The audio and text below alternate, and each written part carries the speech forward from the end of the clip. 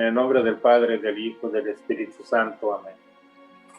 Señor, te damos gracias nuevamente por reunirnos a estudiar tu palabra, a tratar de entenderla y poder vivirla por medio de la guía y el poder de tu Espíritu. Abre nuestros oídos espirituales y que haz que tu palabra, Señor, sea fértil en nosotros y la podamos vivir en el nombre de Jesucristo. Amén. Amén. Bueno, pues esta noche vamos a entrar en el capítulo 4 a los Gálatas, de San Pablo a los Gálatas, versículos 8 al 11. Quiero dar una pequeña introducción a esto. Dice, pienso yo que aquí en estos versículos que vamos a estudiar, que vamos a ver en esta clase, ¿verdad? Creo que Pablo se ve muy desanimado, ¿verdad? Por los cristianos de Galacia, porque ellos les recuerda, ¿verdad? Lo que fueron antes, ¿verdad? Que fueron libres de la esclavitud del pecado, pero ahora volvieron a la esclavitud de la ley. Y entonces Pablo está muy preocupado por ellos, ¿verdad? Que temía que ellos se perdieran. Entonces intenta nuevamente persuadirlos de la diferencia entre el camino de la libertad del evangelio y la esclavitud de la ley. Entonces, por esta preocupación de ellos, aquí Pablo, ¿verdad? Pablo le predica a los gentiles e intentaba ayudarles a discernir entre dos caminos, la libertad y la ley. Cómo esclavizaba la ley y cómo se conseguía la libertad en esta parte. Leamos estos versículos. Dice así: antes, cuando ustedes no conocían a Dios, eran esclavos de los que en realidad no son dioses, pero ahora que conocen a Dios, o más bien que Dios los conoce a ustedes, ¿cómo es que quieren regresar a esos principios ineficaces y sin valor? ¿Quieren volver a ser esclavos de ellos? Ustedes siguen guardando los días de fiesta, meses, estaciones y años. Temo por ustedes que tal vez no haya estado esforzándome en vano. Aquí vemos claramente cómo Pablo está preocupado, ¿verdad?, por la gente de Gálatas, por la influencia judaizante. Aquí vemos en este pasaje, encontramos prácticamente la comparación en las tres situaciones que estaban viviendo las personas o los cristianos ahí en Galacia. Primero, lo de los creyentes gentiles antes de su conversión, como paganos sirviendo a otros dioses. Segundo, su situación después de la conversión, confiados en Cristo por su situación. Y tercero, su situación si ellos decidieran seguir la enseñanza de los nuevos maestros de la ley de Moisés. Estas tres cosas estaban en la mente de estas personas. Pablo decía, no vuelvan otra vez a la esclavitud, pero era difícil para ellos entender que eran esclavos y estaban sirviendo a Jesús dentro del judaísmo de la ley. Entonces era muy difícil para Pablo poder convencer a estos o hablarles. Entonces él les pone una controversia, ¿verdad?, de la libertad contra la ley. Entonces, es importante que cada uno entienda o que entendamos el motivo de la carta de San Pablo a los Gálatas.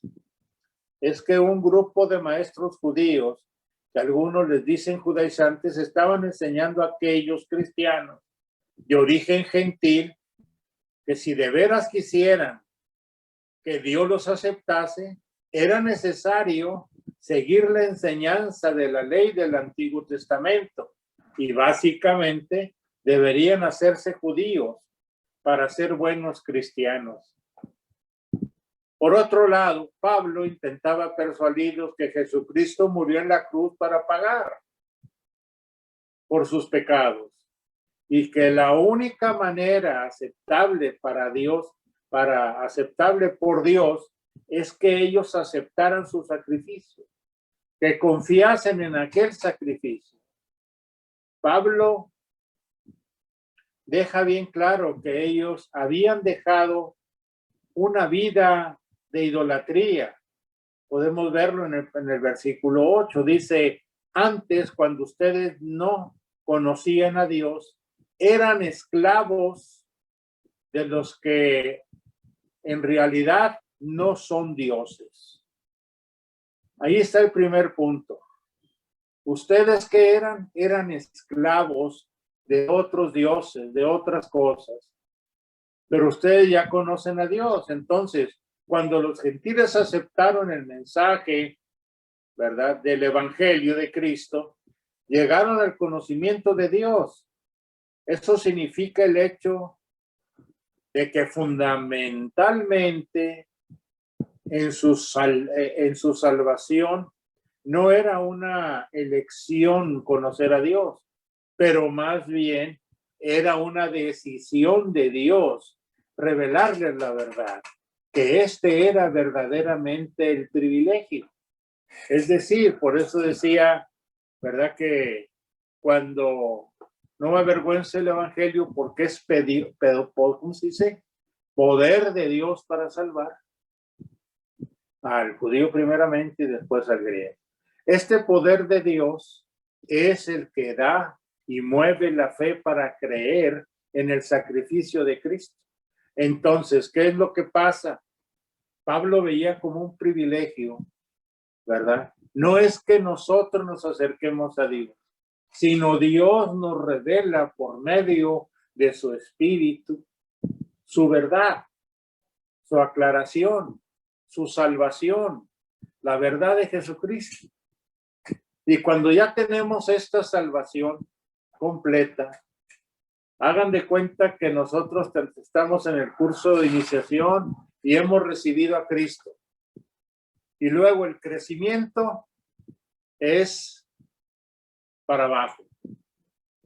Ok, tienes a Cristo, pero para lograr tu salvación necesitas, ¿verdad?, sentirte bien haciendo buenas cosas. Entonces, haz buenas cosas. Acuérdate lo que dice el Evangelio. Si tu enemigo o tu amigo o alguien que necesita, pues dale más de lo que te pide y todas esas cosas que muestra el Evangelio, ¿verdad? La cuestión es que esto es lo que pasaba con los judíos. Cuando llegaron estos cristianos recién convertidos y se sentían salvos por la obra única de Jesucristo, los judaizantes, con su mensaje, que decían que tenían que seguir ciertas reglas si querían que Dios los aceptara. O sea, antes, cuando conocieron a Dios, Dios no los aceptaba. ¿Sí me explico? Ellos le están diciendo, no importa que tú conozcas a Cristo, Dios todavía no te acepta porque no has seguido las reglas. Entonces, por eso Dios necesita aceptarte, pero necesitas tú vivirlas. Y entonces esas reglas son los que nos esclavizan. Esas reglas son las que nos hacen pensar que no somos dignos, ¿verdad? Nos hacen pensar que no somos salvos. Nos hacen pensar que el pecado que cometemos, aunque nuestra actitud es otra, ¿verdad?, no vamos a ser completamente salvos. Y eso es algo, ¿verdad?, que debemos entender muy, muy claro. De manera sorprendente, aquí me llama mucho la atención porque Pablo, ¿verdad?, en una manera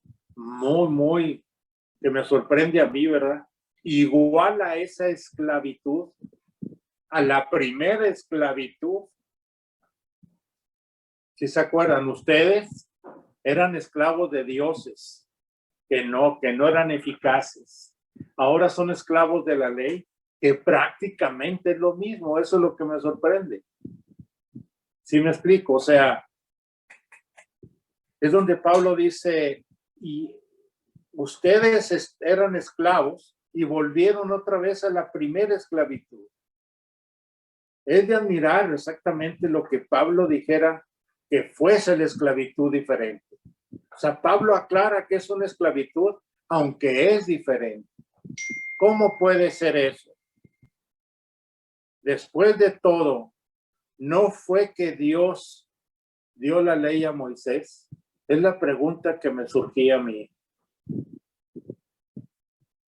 Entonces, imaginé la expresión en los rostros de los judaizantes cuando leyeran esta carta en presencia, ¿verdad?, de todos en voz alta, que decía así: ¿cómo es que quieren regresar esos principios ineficaces y sin valor?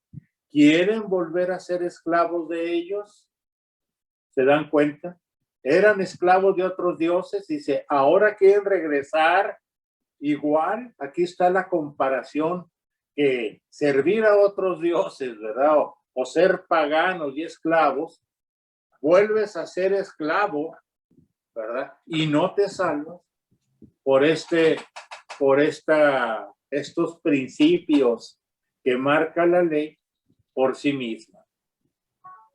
Aclaro, no es que la ley sea mala. El problema es que es claro que nosotros no podemos cumplirla. Es claro, ¿verdad?, que por eso vino Jesucristo, no a abolir la ley, sino a cumplir la ley por nosotros. Entonces, si Él ya la cumplió por nosotros, no tenemos por qué tener esa carga en nosotros. No tenemos por qué estarnos preocupando si hacemos o no hacemos.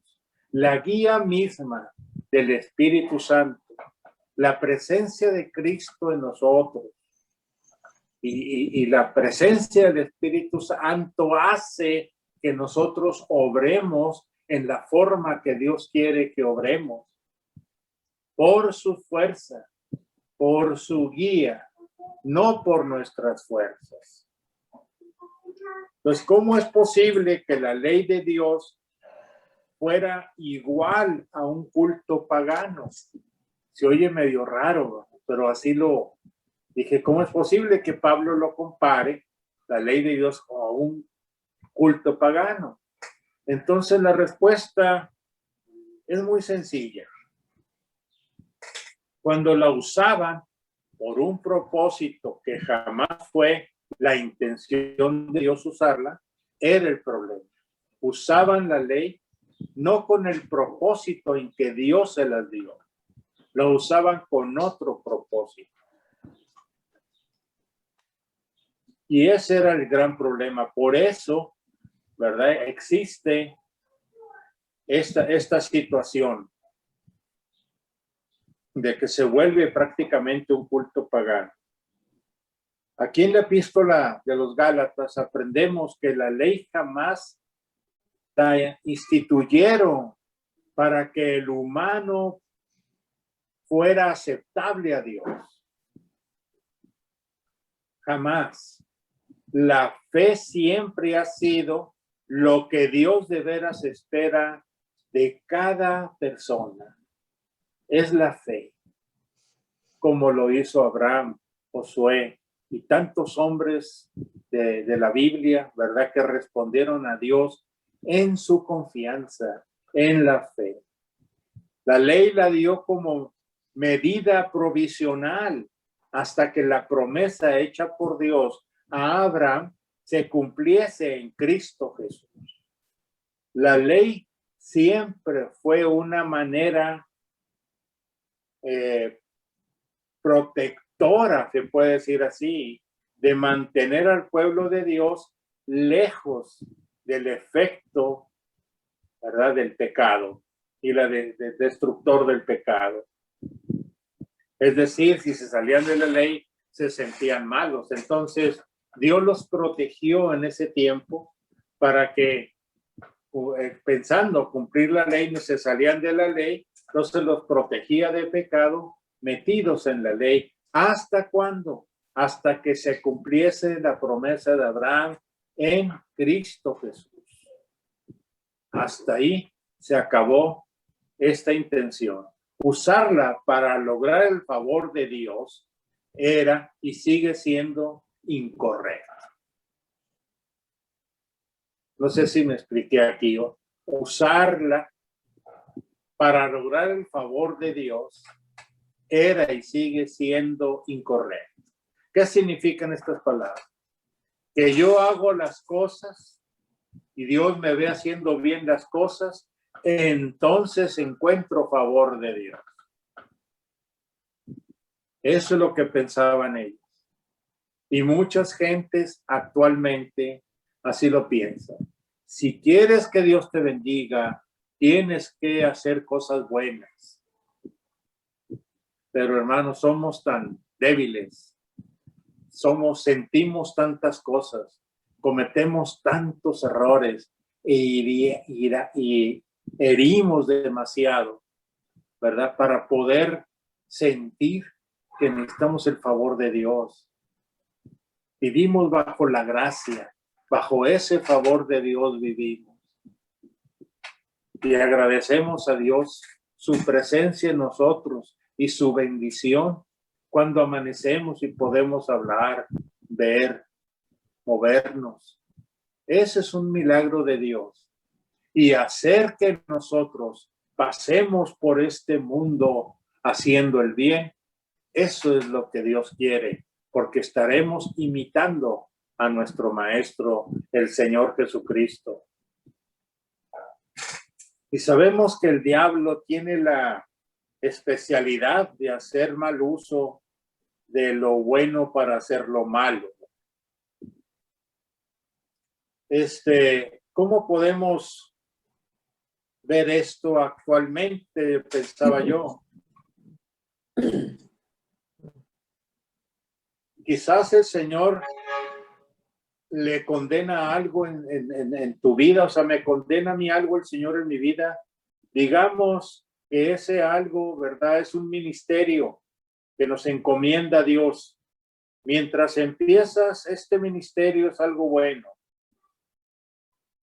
Te recuerda que debes poner a Dios en primer lugar en tu vida y que todo lo que tienes a Él le pertenece.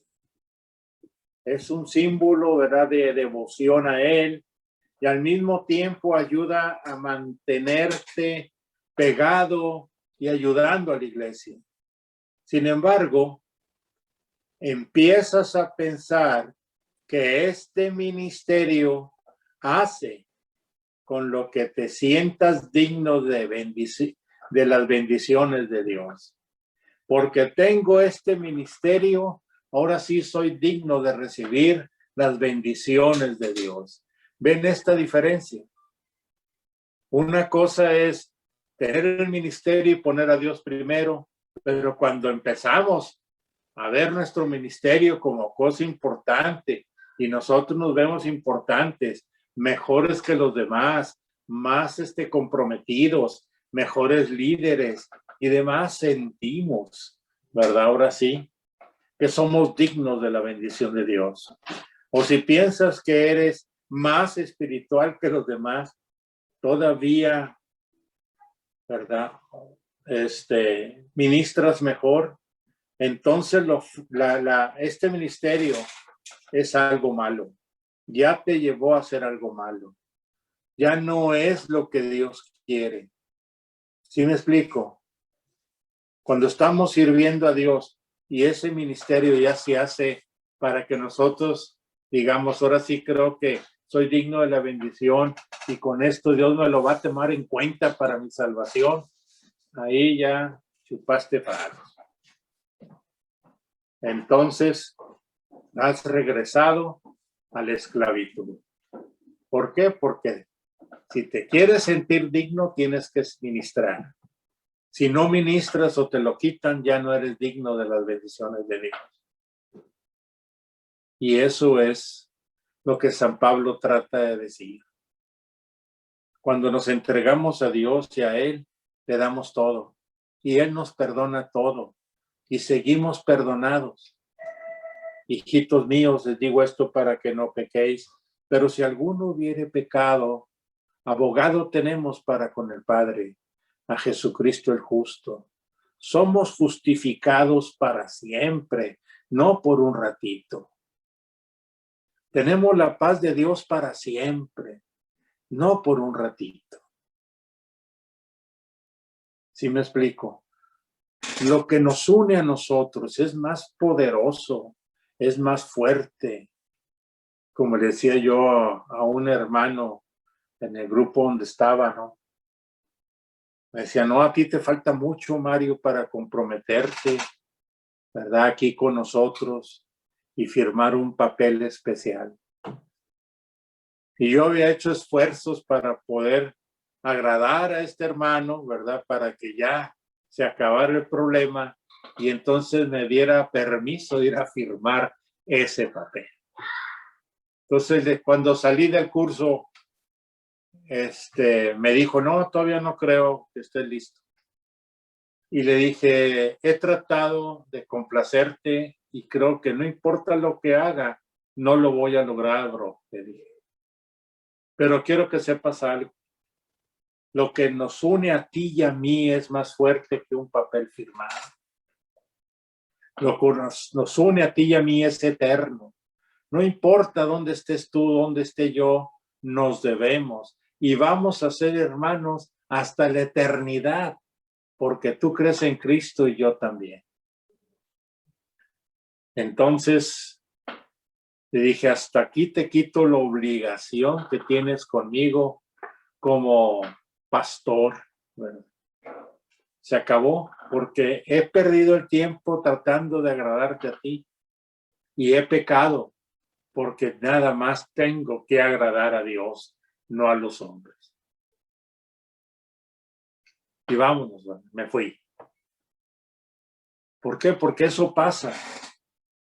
Por tratar de tener un ministerio y lo demás, él nunca entendió, la verdad. Le dije, debes de acercarte más a Dios, de dejar menos las leyes y los métodos, ¿verdad? Y las circunstancias, ¿verdad? Para llegar a Dios. Dios es primero y después lo que tú quieras, ¿no?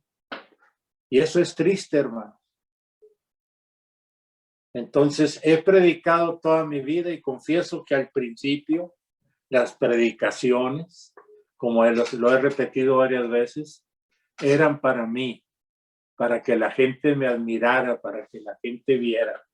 Dios me había dado un don muy poderoso, muy fuerte, con un don de sabiduría, inclusive cuando predicaba, ni siquiera había yo leído nada al respecto, ¿verdad? Pero el poder del Espíritu se manifestaba y luego Dios cayó sobre mí, ¿verdad? Me humilló para que yo ya no recibiera mi recompensa, sino que sirviera realmente a Dios y a los hermanos como Él me lo mandaba. Y como todos debemos de servir a los hermanos, no nada más yo, ¿verdad? No importa el don que tengas, no importa la situación que estés viviendo, si apoyas a la iglesia, eso es lo que Dios quiere. Entonces, los judaizantes ofrecían la ley como un medio de disfrutar el orgullo de una manera moralmente aceptable. O sea, mira, si tú sigues la ley, puedes sentirse orgulloso de que Dios te acepta por esto, no por la aceptación en Cristo. ¿Y cuál es la verdad? Dios nos acepta cuando aceptamos la fe en Cristo, la resurrección, o sea, la crucifixión, muerte y resurrección de Jesucristo, o cuando estamos cumpliendo la ley. ¿Cuándo fue que nos acepta Dios? Pero el hombre piensa que el creer en Cristo actualmente no es suficiente. Siempre tenemos que hacer algo. Y eso es la cosa, que me siento orgulloso por pertenecer a este lugar. Me siento orgulloso por servir en la iglesia en esta forma. Me siento orgulloso por estas clases de Biblia que doy, ¿verdad? Porque Dios me va a bendecir.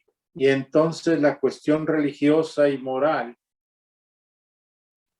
se extendían más de lo que debe extenderse en las personas y las hacía sentirse diferentes.